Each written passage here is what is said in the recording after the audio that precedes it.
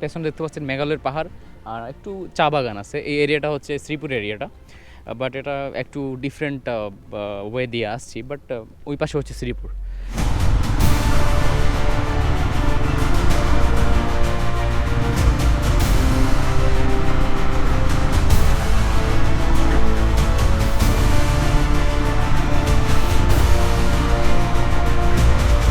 এই হচ্ছে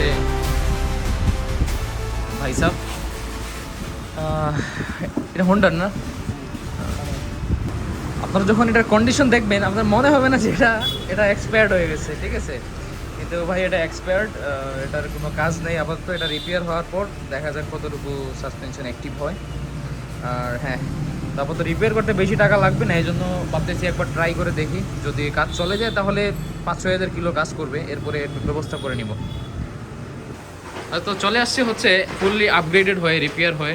দেখতে পাচ্ছেন, এই যে বললাম না আপনাদেরকে, একটু হাইটও বাড়াইছি। এটা হাইট বাড়ানোর পরেই হচ্ছে সিচুয়েশন। আর এটা আপাতত লাগাবো আর দেখি। এই পারভেজ, এই হচ্ছে আমার ক্যাপিটির পার্সোনাল ইঞ্জিনিয়ার। ভাই কিছু একটা বলা লাগবো আজকে, এটার পারফরমেন্স কেমন হইব কিংবা এটা কি হতে পারে, এটা একটু বলা যাবে? ভালোই হবে পারফরমেন্স, একটা ভালোই হবে। আগের থেকে ভালো হইব। আচ্ছা, আর কতগুলো চালানো যাবে, কোনো আইডিয়া আছে? আচ্ছা দেখলে যে কোনো রকম ভাই 5-6 হাজার কিলো যে কোনো রকমে। আচ্ছা, তাইলে আপাতত এখন লাগানো হোক আর ইনস্টল করা হোক, দেখি কাহিনী কি হয়, একটু টেস্ট রাইড দিব, ঠিক আছে? কতটা হাইট বাড়ছে, জাস্ট ওয়াও হাইট। এই হাইটটা দরকার কিন্তু অফ রোডিংয়ে, অস্থির লেভেল দরকার এই হাইটটা। একটু টেস্ট রাইড দিই। আচ্ছা, তো কি আর বলবো, মানে আমি এখন চলে আসছি সাসপেনশন টেস্ট কিংবা আপনাদেরকে ভালো করে দেখাতে, একটু বোঝাতে চলে আসছি মেঘালয়ের একদম কাছে।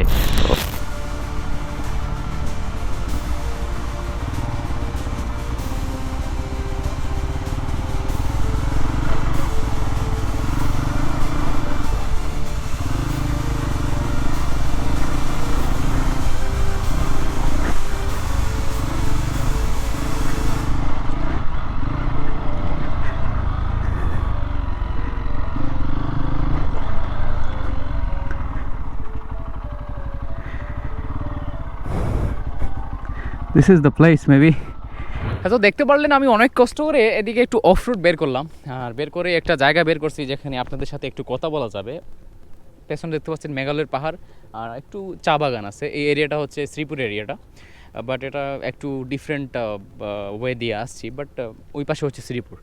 তো এখন আপনাদের সাথে একটু কথা বলতেছি, কারণ হচ্ছে আপনাদেরকে একটু জানাই আমার নেক্সট প্ল্যান কী, কিংবা আমার নেক্সট ভিডিওগুলো কেমন আসবে, কিংবা কখন ভিডিও আপলোড দিব এবং কোন ধরনের ভিডিও আপনারা পাবেন।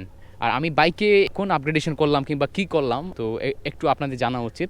তো আমি যেহেতু ফার্স্টে বাইকটা নিয়েছিলাম হচ্ছে ট্যুরিং পারপাস, তো ট্যুরিং, হ্যাঁ ট্যুর তো দিচ্ছি, মাঝে মধ্যে ট্যুর দিচ্ছি। লং ট্যুরে এখনও বের হয়ে নাই বাইক নিয়ে, শুধু ঢাকায় গেছিলাম, আর কোনো জায়গায় যাওয়া হয় নাই। তার একটাই কারণ হচ্ছে দেশের যে পরিস্থিতি, শুধু বন্যা বারবার, এই যে আবার বন্যা চলে আসছে সিলেটে, সব জায়গায় কী না কী হচ্ছে, মানে বুঝতেই পারছেন দেশের পরিস্থিতি খুবই খুবই করুণ অবস্থা। তো এখন আমি প্ল্যান করতেছি যে আপনাদেরকে যেহেতু একটু কন্টেন্ট দেবো, আমি আপনাদের চাই না যে টাইম ওয়েস্ট করতে, কিংবা আমার যারা ফ্যামিলি মেম্বার আছেন, ট্র্যাক ফ্যামিলির সদস্যরা যারা আছেন, আমি চাই তাদেরকে অনেক ভালো কিছু আমি উপহার দিতে, ভালো কিছু বানিয়ে দিতে। তো এখন আমার ওই প্ল্যানটা হচ্ছে, ওই প্ল্যানের জন্য আমি অ্যাকচুয়ালি কাহিনী কী করছি, কাহিনী হচ্ছে আমি এই বাইক ফুললি অফ রোডের জন্য আমি রেডি করে ফেলছি। অফরোড বলতে কি, এক্সট্রিম অফরোড আপনারা দেখতে পারবেন। আমি চেষ্টা করতেছি 5-6 দিনে একটা ভিডিও আপনাদের জন্য রেডি করব, এবং ওই ভিডিওটা হবে 20 থেকে 25 মিনিট, মানে অনেক লং ভিডিও। 5-6 দিনে আমি কি করতেছি কিংবা কি কোন জায়গায় যাইতেছি, মানে ওই টোটাল বিষয়টা আপনাদেরকে আমি, কিংবা টোটাল সিনটা আমি তুলে ধরবো ওই ভিডিওতে। মানে 5-6 দিনে আপনারা একটা ব্লগ পাবেন।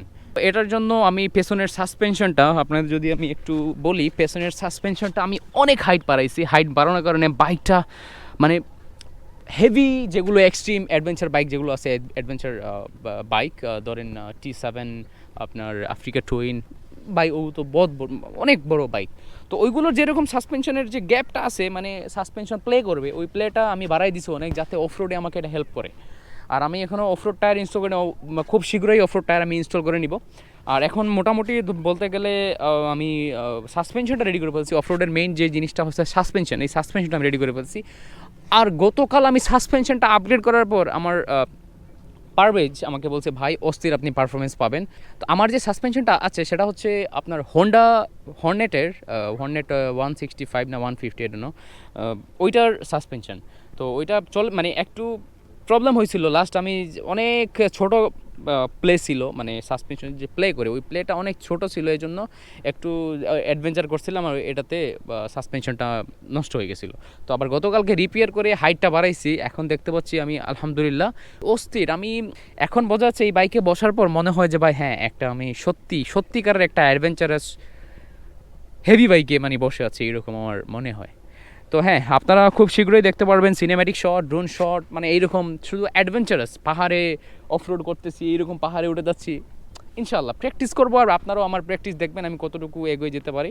জাস্ট নর্মাল অফরোডিং, মানে আপনাদেরকে জাস্ট প্রকৃতি দেখাবো কিংবা এইরকম কিছু সিনেম্যাটিক শট দেখাবো এইরকম বাইকের।